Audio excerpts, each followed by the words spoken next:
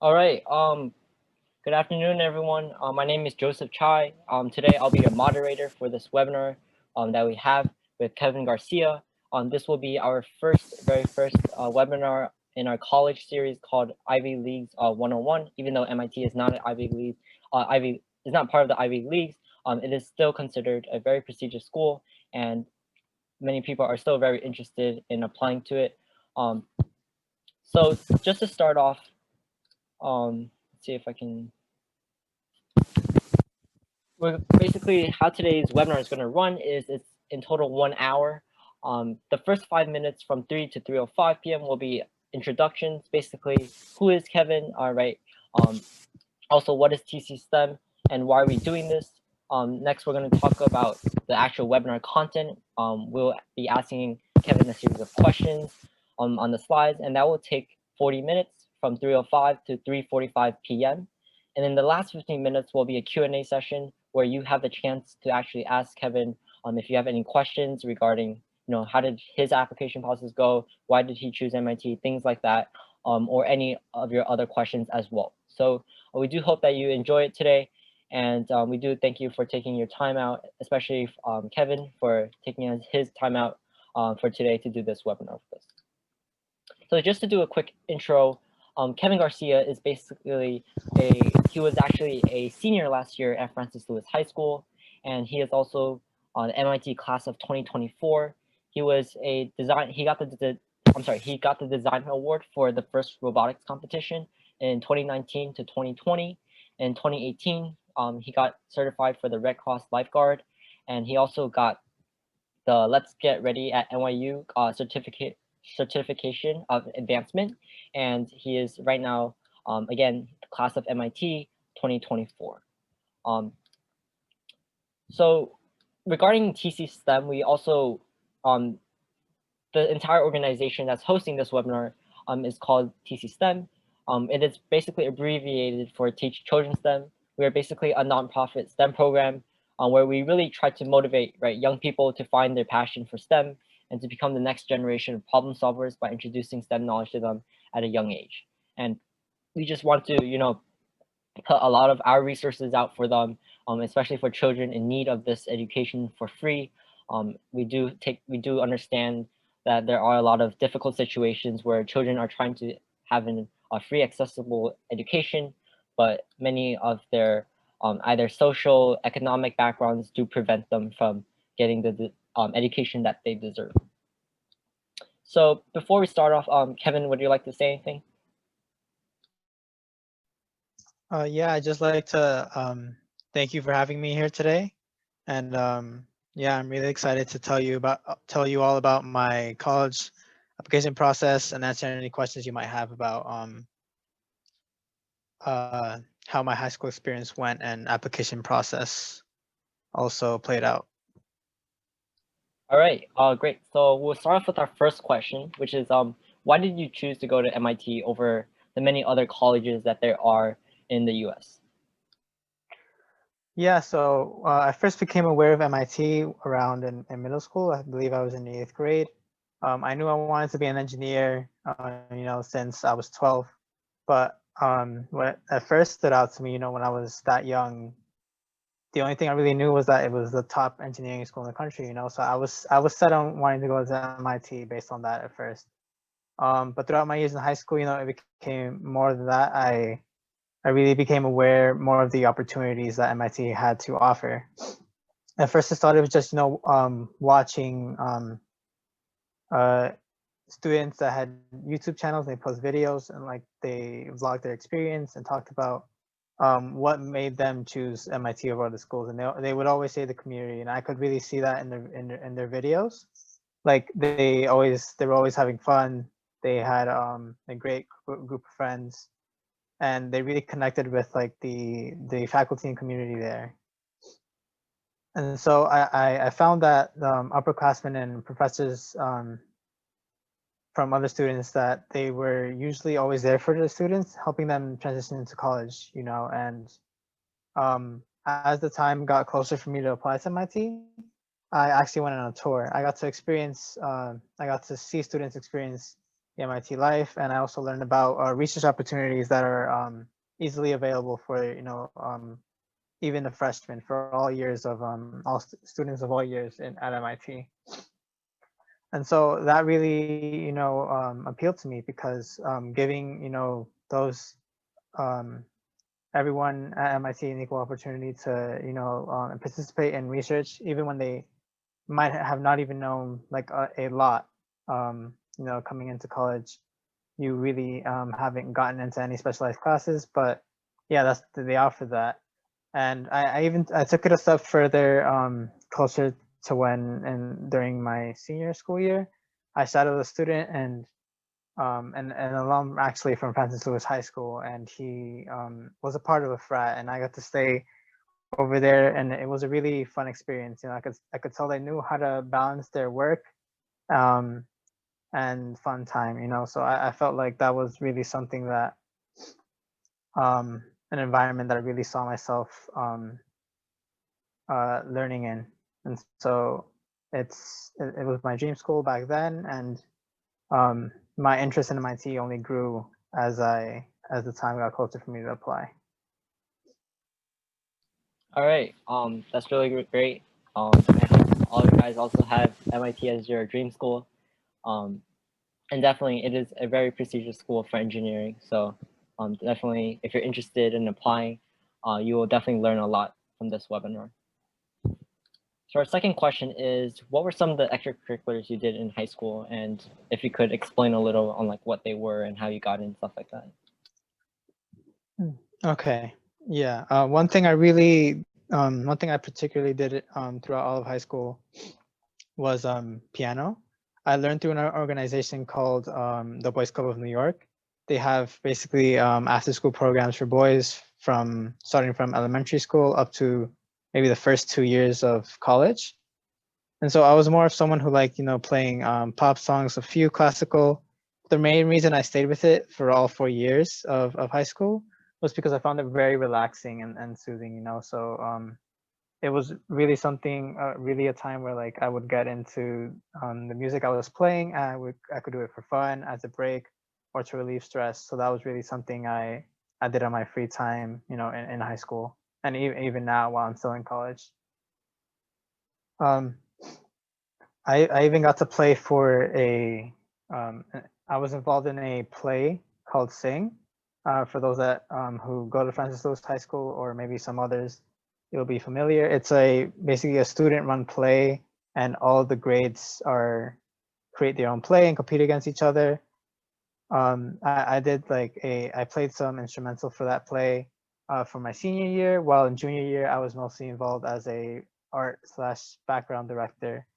And it really got me interested into theater aspect of the arts. I was usually only focusing on instruments like piano, and I hope to maybe explore that more at MIT or more. I also worked at a library teaching kids through a robotics program. They basically played with or built Lego robots. They coded it, and it was sponsored by the first Lego League. It felt really nice to give the kids, get them more interested in STEM/robotics. It was something I wish I had when I was younger, to be exposed to robotics and STEM earlier in my high school life. So spending junior and senior year bringing the passion that I have for robotics to those kids had me realize I was setting a path for them that would, maybe impact their lives, get them a head start, on learning STEM and getting them interested in that, kind of like what Joseph is doing here. And last but not least, I think, yeah, I've mentioned it a little, that I was on my high school's robotics team competing in the First Tech Challenge. First is basically an organization that brings opportunities to I guess it's from students middle school to high school. They have programs on competitions and robotics, and I was part of the a high school group of the high school aspect of the program called the First Tech Challenge. You design, build, code a robot to play a certain game and do tasks. I really liked the aspect of robotics that had me apply what I was learning in class to real life, and I enjoyed exploring, how the different parts went together. I was in charge of the mechanical slash building team for my senior year and worked on some computer aided design for my junior year.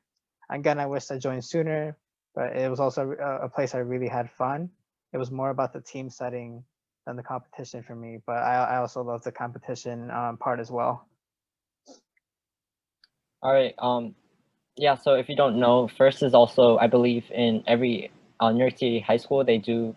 Most of them have a robotics team, and they all compete in this league or organization called First, and it's kind of like Science Olympiad and other competitions, except it's more of like where you design something and then you test it out at the competition site.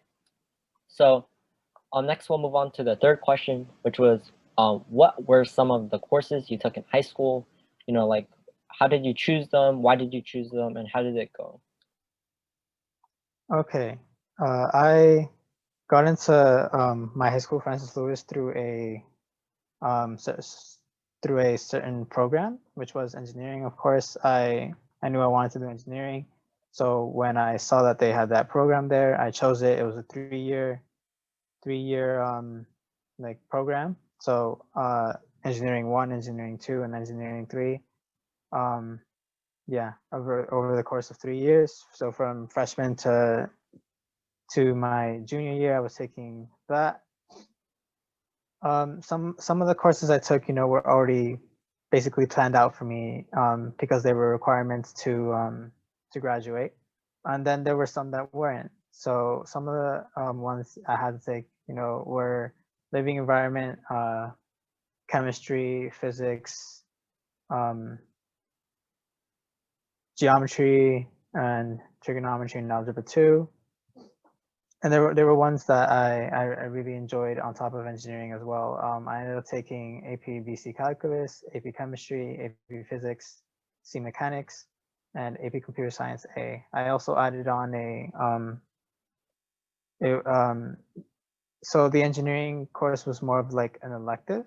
So it was a program slash elective, and usually you would only have one. But I knew I also wanted to learn to code, before I got to college. So I ended up also taking on the 2 years of the computer science elective slash program. And so I started from intro to programming, uh, coding in C++ to AP Computer Science A, coding in Java. And so I really tried to, balance the courses I was taking, plus also getting more of what I was interested in. All right. Yeah, so it does seem like a lot of the courses you took were very STEM related. And for everyone out there, like if you guys are interested in like AP Comp Sci or AP Physics C, things like that, for engineering, they're definitely really important if you want to get some practice before college, because I'm pretty sure if you're going to a really top engineering college, their courses, the basic ones, is definitely very demanding and challenging. So definitely taking some science APs would help you out. So the next question is, I kind of was covered in your third question, but we could go into like SATs or ACTs, and what did you get on those tests? And also like, how did you prepare for them, things like that? Yeah, so a few classes I forgot to mention from the last question were, of course, I was taking, humanities courses, English honors throughout up to sophomore year, and then AP English language and composition my junior year, as well as AP Global History, AP US History, and just I started from a honors global history class, went up to AP Global History. And so then moving on to the SAT, my SAT was not the strongest. So, you don't have to always have the strongest SAT or match the average that you see for a certain college. My single SAT was a 1390. My combined was a 1420. I have always been one, on the weaker side with humanities, even though I did make sure to take those classes at honors level or AP level throughout high school. So my highest math score was a 780. and my highest English and writing or reading and writing score was 640. My 640 for English and reading and writing definitely was an improvement from how I started out. The way I prepared was I usually just got a workbook off of the internet. A friend of mine suggested a book for me to get to improve my grammar and reading scores. You know, practice with that. For math, I was just doing the practice problems because of the math courses I was taking. I already felt pretty strong in that arena. I also took the 2 subject tests because MIT does require you to take one math and one science. I took the math level 2 and the chemistry subject test. My scores for that, I believe, 790 on math level 2 and 760 on the chemistry subject test. So yeah, for those, I also was taking my for my chemistry subject level test and math level 2, I was taking pre-calculus and AP chemistry before that. So it was really just going over those topics I learned there and learning some other topics on top of that, because they did include a little more than what was taught in those classes. Yeah. So basically, yeah, I think personally, I think that SAT probably isn't the best decision, or like I don't think it matters that much. Also, like what Kevin said, he got like a 1390 and then combined 1420. It doesn't. I feel like probably to him also, like it's more of like what you do and what you're interested in on rather than like a standardized exam or something like that. It is still important, but you know what you're interested in, that's more important, and what you do to really complete those dreams are important as well. So the next question is, what kind of questions were you asked in your interview and how did it go, especially like with COVID and stuff last year? My interview went pretty well. I was actually not expecting one because the period that they said that they would be giving interviews was past. When I was getting my interview, they said something about from December to the middle of January, and I received my interview, I believe, somewhere in February. And of course, because of COVID, even though I didn't realize it at the time because schools were still open, my interview was virtual. It must have been that MIT had closed down by then, or was not advising people to do in-person interviews. And so some of the questions I was asked was kind of some of the ones that I've been asked here, and someone on my for my MIT supplements essays. One of the questions I was asked was what makes you choose to come to MIT over other schools. And again, I talked about the community, how I was able to shadow a student, basically, sleep in MIT housing, and also go to classes with them and sit in a class and see how the learning environment was. And it was, like I said, really great. The professors really get you interested in what they're teaching. Another one was what was something that I took initiative on, like something that wasn't presented to me, but an opportunity that I was taking. So it's kind of like, I guess, stepping out of your comfort zone. And what I said to that was I actually had a 3D printing college course over the summer before my senior year.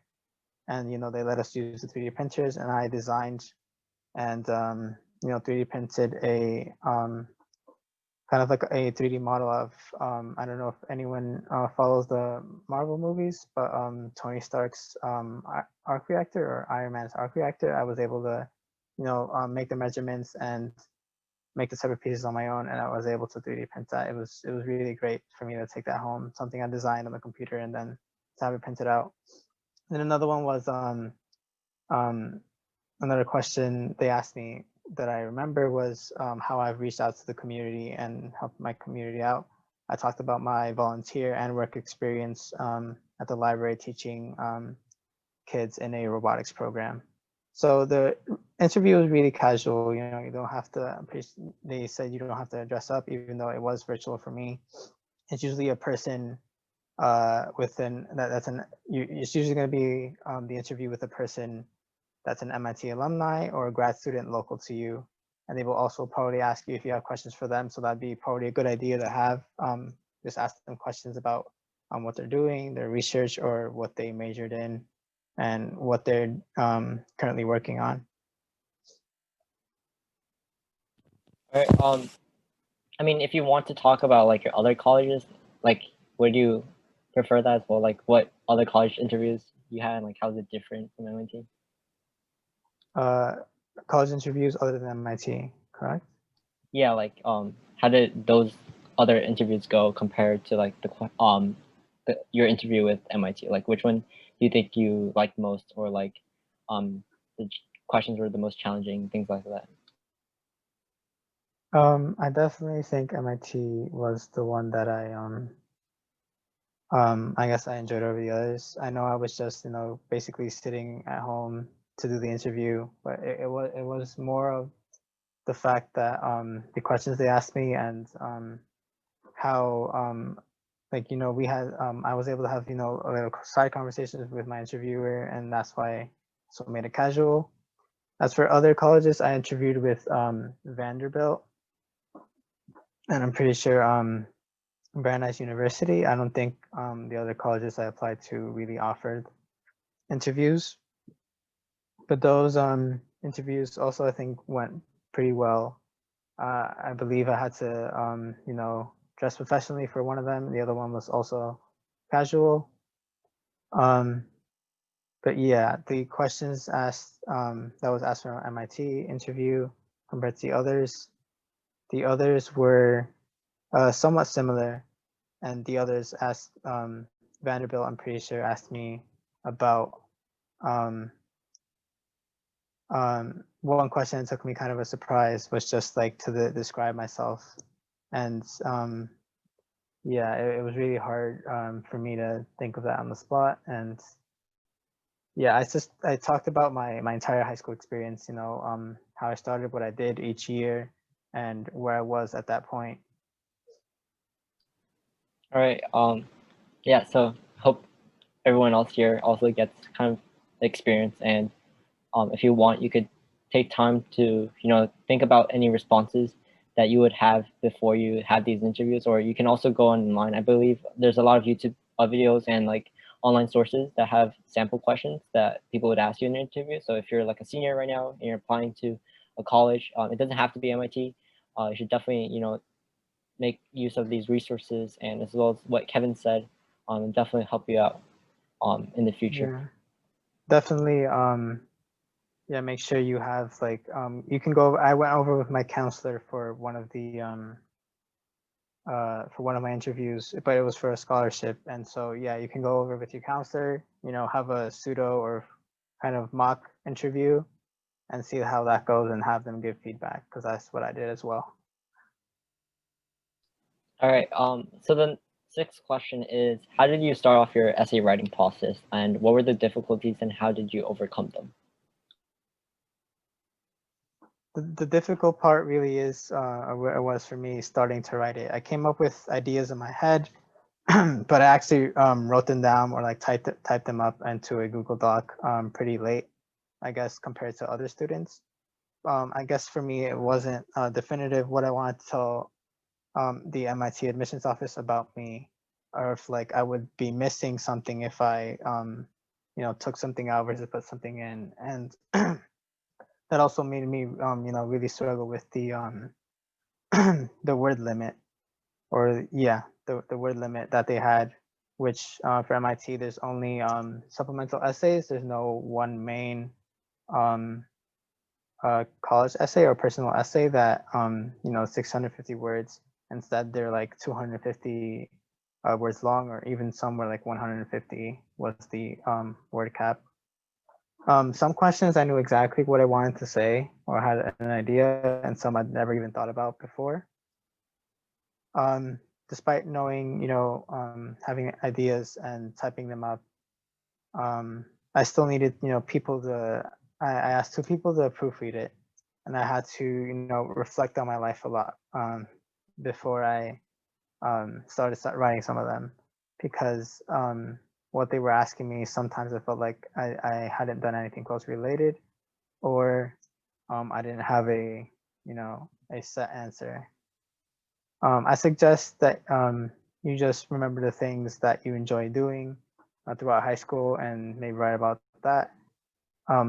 You'll reflect that a lot in your essays when you start writing, like the type of voice you present in your essays, and how that what that tells them about like if they were asking you about something you enjoy doing, that tells them they'll be able to tell if you really enjoyed what you were doing and writing about it versus if you didn't. There's no, so yeah, adding on to that, there's no particular impressive looking topic you'll have to choose to write about. Just be yourself, but also remember all of you have probably done really great things or will do great things if you're just starting out in high school and haven't really done that. They don't really know you. You have an idea of what you've done and who you are. So it is about like how you present yourself, and it should match what you've done. Any hardships you describe if they ask, and your passions. So it has to be true to yourself, but you also have to make sure you get across that part to them, for them to see the amazing person or great student and great student that you are. And also remember, it's always been said that you should start early, depending on the deadline you're trying to meet. And if there are multiple, like early action, early decision versus regular action, you just have to decide when you feel ready. You don't have to rush. All right. So the next question is, what were some of the challenges you faced in the college application process? It could be general, it could be specific, and how did you overcome them? Yeah, so the college application process for me was very time consuming, and keeping track of all the colleges that I was trying to apply to. As that's probably why, because I was applying to about 20 colleges when as a senior, and keeping track of also the extra supplements some of them had, because some of them asked for a personal essay and supplements on top of it. Make sure to get your fee waivers or application fee waiver if you are eligible for it, and make sure to apply to scholarships. One I applied to was Gates, and one I didn't get to apply to but was encouraged to is Questbridge. And no, those have their own deadlines, and you can look into them more and see if, make sure to plan ahead to apply for those scholarships. And being able to meet with the counselor was also kind of, you really have to set up, get used to setting up meetings with them and meet with them early, in case, lots of students around the time when you're applying in senior year will probably be meeting with them as well. Get to know them well, because they will also be writing your college recommendation letters. Again, going back to, managing your time, you should make sure, your application is complete well ahead of time and done with any supplements if there are any there. All right. So just reviewing what Kevin just said, definitely if you do meet the standards for a fee waiver, you could get that as soon as possible. You could also reach out to a lot of scholarships. If you do have some financial difficulties, or if you're not able to pay the full tuition, and also just try to finish your application as soon as possible before the deadline. I know we're all high schoolers and we do procrastinate, but time management is definitely something that gets real in college, I believe. So next question is, what was your reaction when you saw your acceptance letter? This is kind of like an open-ended question. So, I mean, you could just talk about like, how did you? I know there's a lot of people on YouTube like they ask, they record themselves of their reaction, or like they have a certain like tradition. How did you start opening your acceptance letter? Yeah, so I really couldn't believe it when I opened my application letter and saw that, you know, the first few words that they said they were admitting me. But before that, you know, I was really nervous until the point I was logging in. I started thinking about other colleges because and my college counselor pointed this out as well, that I was really, you know, kind of maybe, you know, obsessing over the fact of whether I would get in or not. And I felt like it was a lot of weight on me. And so to get that off, you know, relax a little, I started thinking about other colleges as I was getting some other acceptance letters, thinking about those. You know, this was before I opened the MIT one.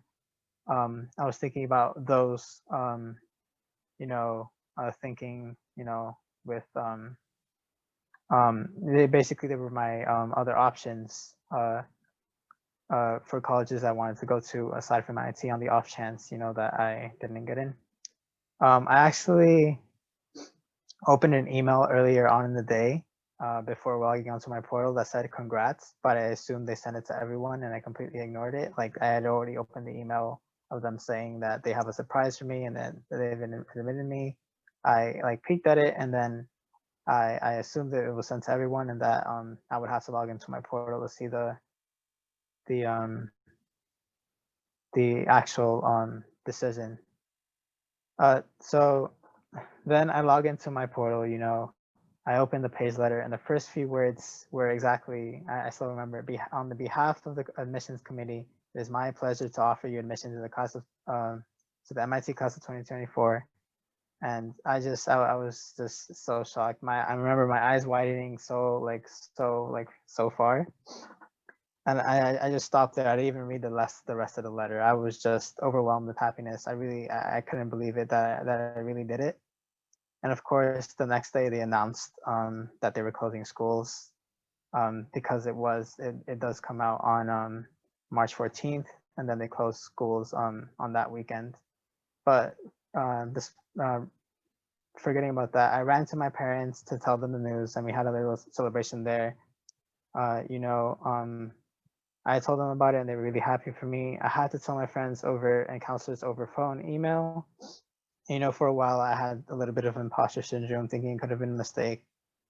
But yeah, here I am, and I accepted the offer, of course, or else I wouldn't be here. And yeah, it was really great for me. All right. So I do hope everyone in here does get that experience as well. It's definitely nerve-wracking experience, but you do get to, you know, kind of like taste what it is to get into a college in this webinar, but your experience will be real in your years as well. So, you know, taking the time to do everything that you want to do, and that all pays off at the end. All right, so the next question is, right now it's actually 3:34. So we'll start answering questions in around 10 minutes. And we do have a couple more questions to get to. And afterwards, we'll move on to a Q&A session where you have the chance to and the privilege to talk to Kevin if you have any questions. It could be a conversation or a question as well. So the next question is, what advice would you give to a senior applying to MIT right now, or a junior relatable? So for a senior applying to MIT right now,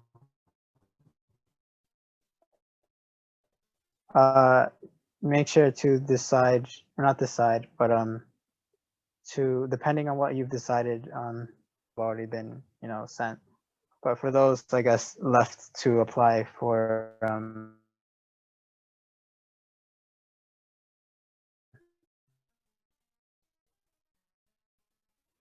regular action, if you maybe want to apply and you think your chances are less, don't, because I also plan to apply through QuestBridge at first, and then I put that off. I didn't feel ready. That's like due in September, and then early action is due November 1st. And then regular, I decided not to do that, even though that's what I planned to do. And I thought maybe my chances, would have gone down by not applying early and showing that interest. But it really, doesn't matter. It's about when you feel ready. And so, yeah. So for you to be ready, you should probably um, plan ahead and think about all the essays that you have to write. Really think about them. Get someone to proofread. Try to balance the amount of colleges that you're going to apply to, and if you are applying to many colleges out of thinking maybe, oh, maybe I won't get into any of them or just one, so that's why I want to apply to this many. Don't think that. I'm sure you're a great student, great person, and I chose to apply to MIT and Cornell as one of my only, I guess, my top two schools, I believe. Yeah, they were pretty much my top two schools. And instead of applying to also maybe Yale or Harvard, which was I was thinking about, but then thought maybe I wanted to give my all to MIT, and I did. And so if you're thinking about applying to multiple colleges just because of the name, or yeah, you should try and focus on what your the school that you want to go to is, and that's what I did. And so I hope that you're able to balance your schoolwork and applying to college, and that applying to MIT goes well if it is your dream school, or if you're applying regardless. All right. So I believe this is the second to last or last question. What advice would you give to a junior who is interested in MIT next year? Right. So something that I wish that well, I did apply, but I didn't get in, was that MIT has summer programs for I guess it's for talented and diverse class of students.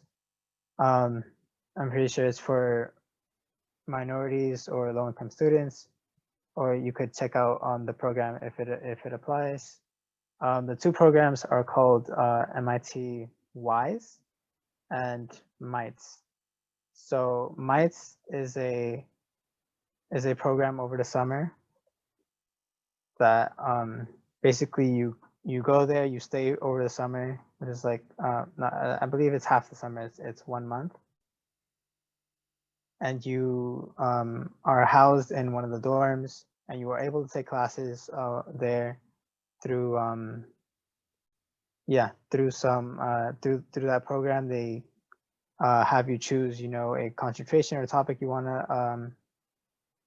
to I guess learn about, and then they'll teach you over that entire month, and you'll be exploring classes, MIT campus, and living among those undergraduate students. So it is a great experience that you can talk about in your interview or in your MIT supplemental essays. And then WISE is a shorter version of that program right before, or I guess at the beginning of your senior year, for those juniors out there listening, that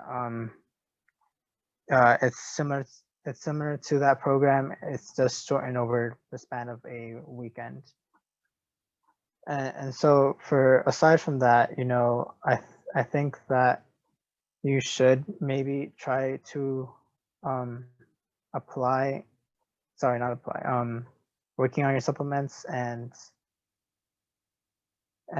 there are if it applies to you, maybe some scholarships that will cover your MIT undergraduate your years at MIT as an undergraduate, one including Gates, and the other one is QuestBridge. That is if sometimes MIT, if if you do make less than about 60,000, I'm pretty sure they do cover everything. But if not, there's always those scholarships that will pay everything, all your tuition and your housing. So make sure over the summer or even throughout your junior year, you are really practicing your SATs, or if you really want to be working on your strengths and you want those to show, and carry those maybe parts of you that you feel aren't that strong. Like for me, it was my essays, my extracurriculars, and probably maybe even probably my GPA. That was that I really worked on to make sure that I could submit those in my application as strong as I could. And for my SAT, I was, I was trying the best that I could, but I knew I could also fall back on my supplements and my GPA. And I guess that goes for seniors as well. If you're feeling down, about maybe you don't think that you meet the MIT the requirements in terms of scores or what you've done. I'm sure what you've done is great and amazing, that you've all had a impact on the community in some way. And the only way you won't get in for sure is if you don't apply. So make sure if you are very interested, I'm sure you all are. That's why you're here today, and that you should make sure you apply. There's no one particular formula into getting into MIT, and you'll only know if you try. And so I encourage you all to apply and hope that it all goes well. All right. I think that is it. There's 2 more questions. So Kevin, would you prefer like doing a couple more questions, or just skip to the Q&A? I think we can maybe leave that at the end if there aren't that many questions. All right. So we can do the Q&A now, and then continue with those if time allows. All right. So I'm just going to start off with order in the text, if the chat box. So some people made questions in the chat. I'll read that off in order. If you have any questions, please put in the chat, or you can raise your hand in the participant section, and I will allow you to unmute yourself. But just to start off, the first question was from Amina Akhtar. I'm not sure if I pronounced your name right, but yeah, it's right. And I got the answer for that question, but I have another question. Can I ask it? Yeah, sure. Go ahead. Yeah. So if you could go back to your freshman year, what would you do special?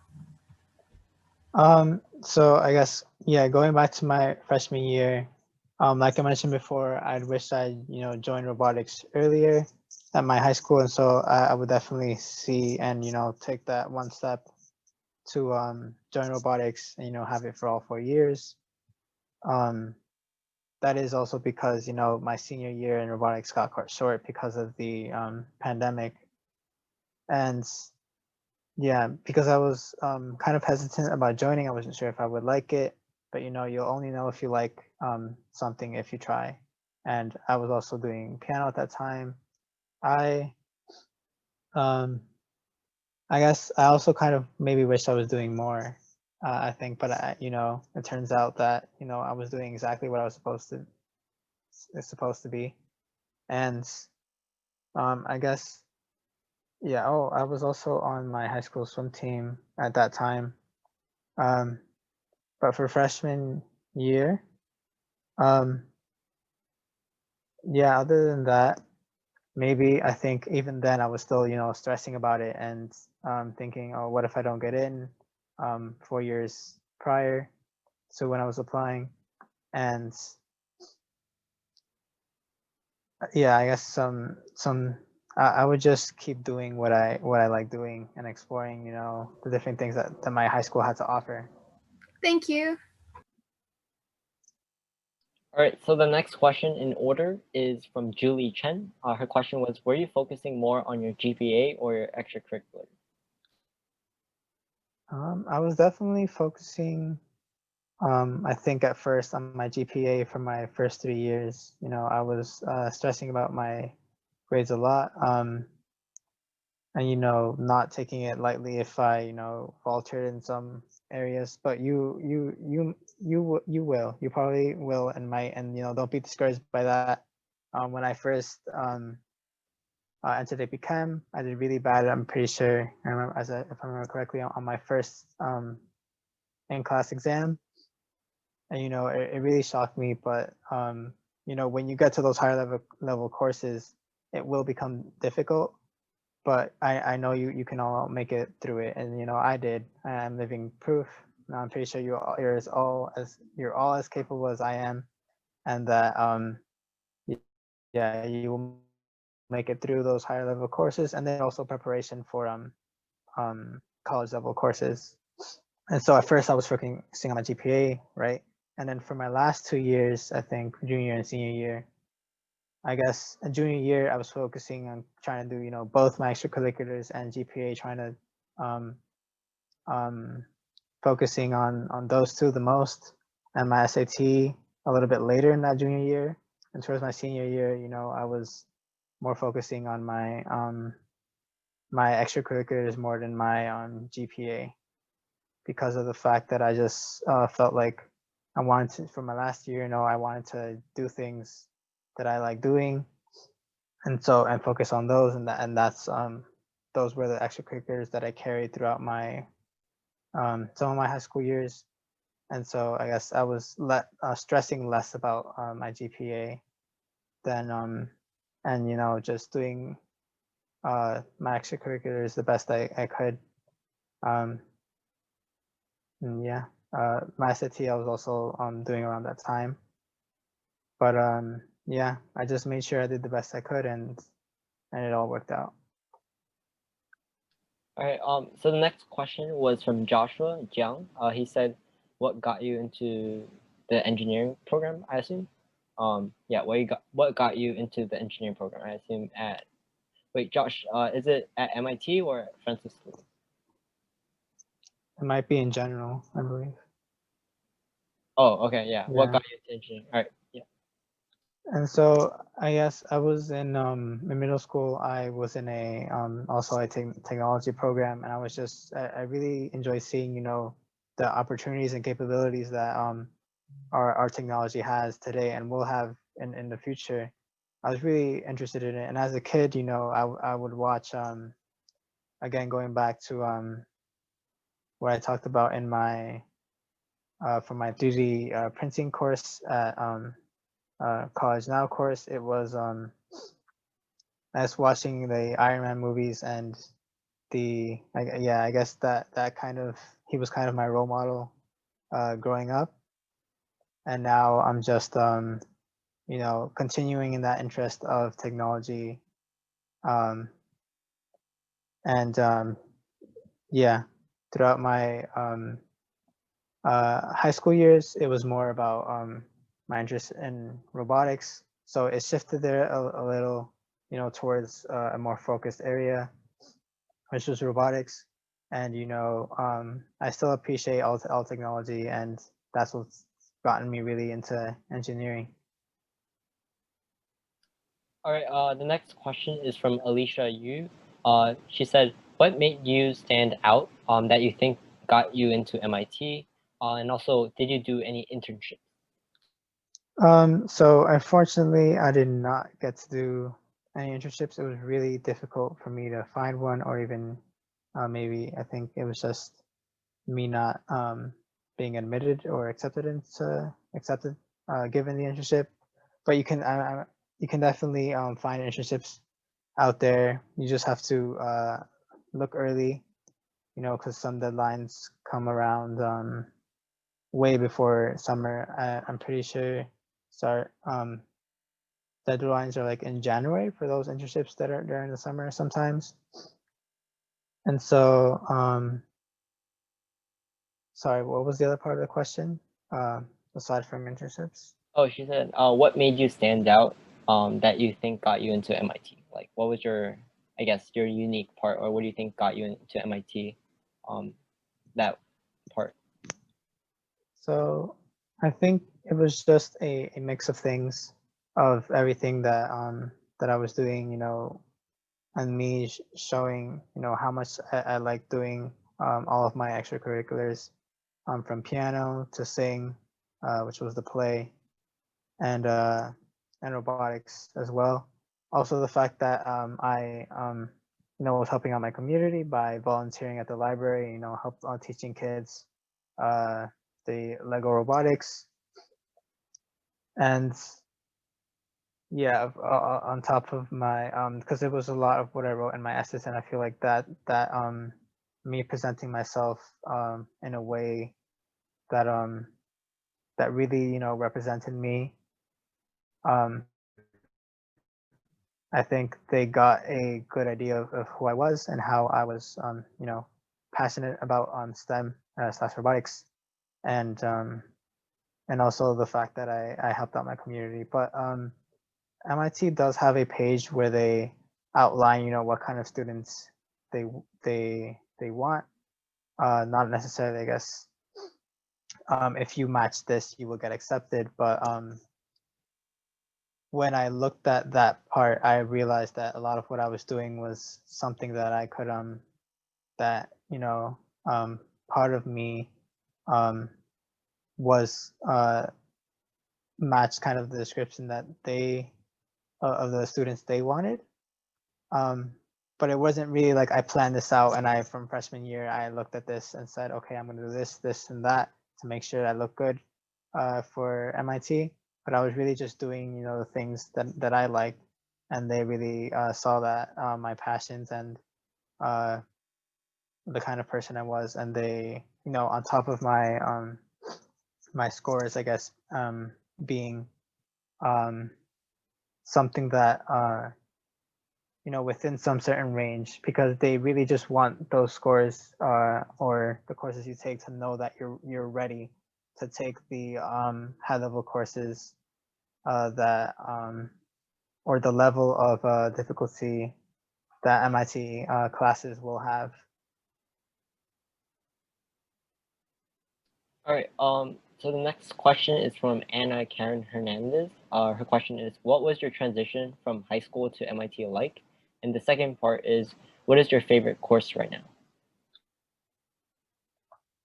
So my transition from high school to MIT was it was more about the I guess the academic rigor that was really changing for me. At first, I thought it wasn't that bad, and then the piles and piles of work just kept coming and coming and coming, and you will have to feel like you have to manage your time a lot more than you did in high school.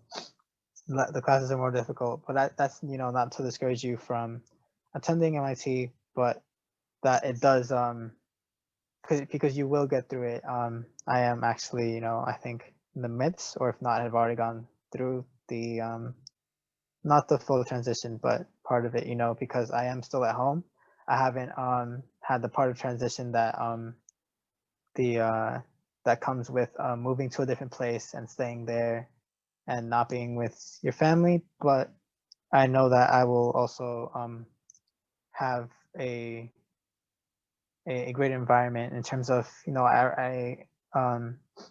I've already met people, upperclassmen, made friends, and it's a really, MIT did a fairly good job of still connecting all the students that go there, that go, to MIT, even though we're all, not all, but the freshmen are, freshmen, sophomores, and juniors are not on campus for this semester. We will be next semester.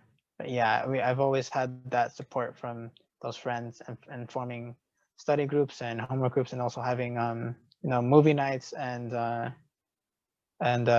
game nights with those friends.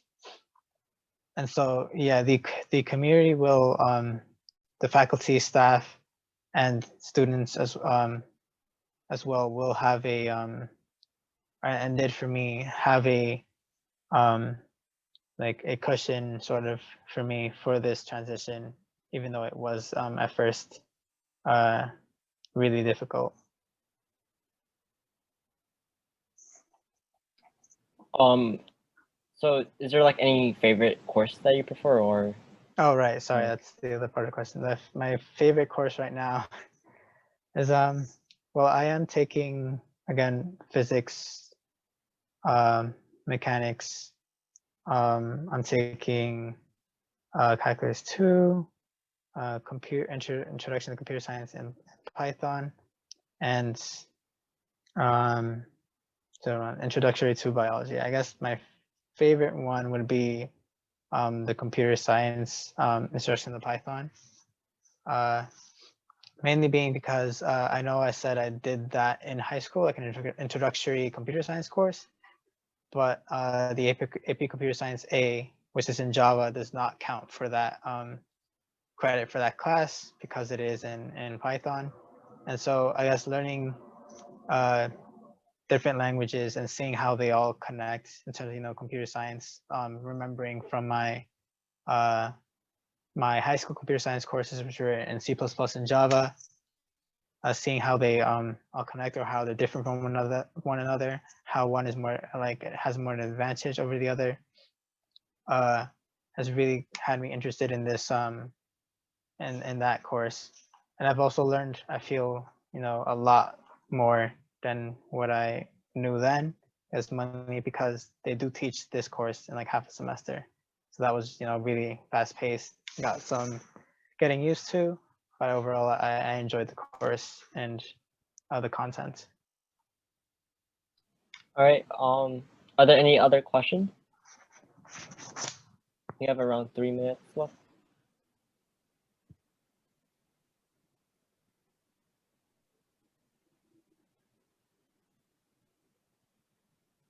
Actually, I have a question. So, so like, I know how you talked about you were in the engineering program at Francis Lewis for the 3-year course.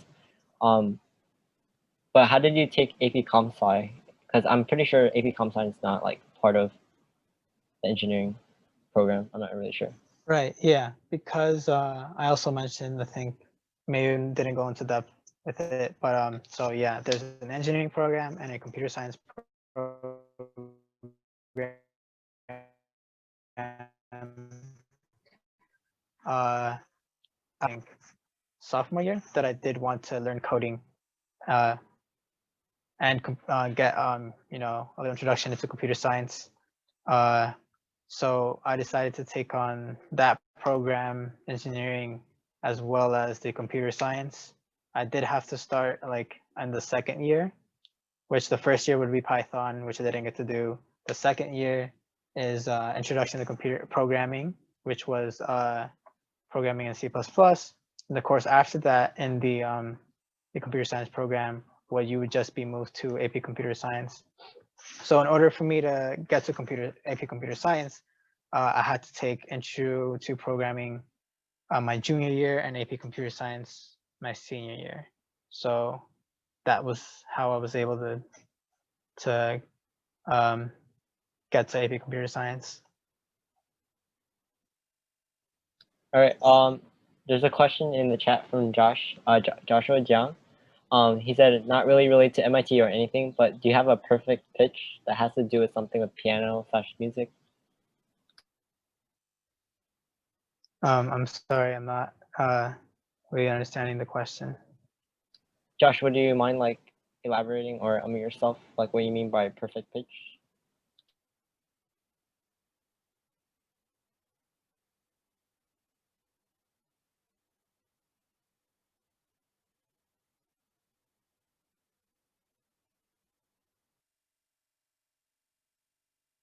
Oh, yeah, sorry, I forgot that's what it's called.